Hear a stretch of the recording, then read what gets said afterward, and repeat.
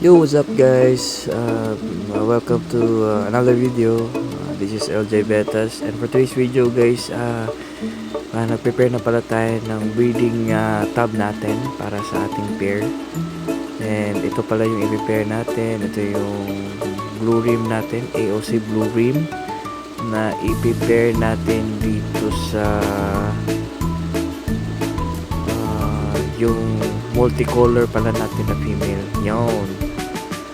Yan, itong multi natin kasi medyo maliit pa yung multicolor natin na male, so i-prepare muna natin siya sa blue rim. Hopefully maganda yung kalalabasan guys. And after nila ay i-prepare natin dito kay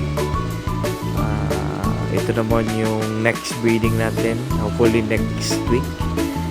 Itong ating marble male at saka marble natin na female.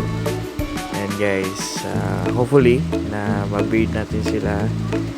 And next week pala, tomorrow may update tayo guys sa second breeding natin na mga fry, kung malalaki na ba.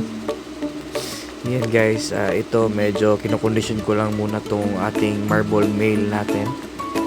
So medyo active naman siya. So ito guys, nilagay ko na silang dalawa, yung blue rim natin at saka multicolor. So hintayin na lang natin na mag 24 hours, tapos pakainin natin before natin sila isalang sa breeding talaga. So yun muna ang update guys.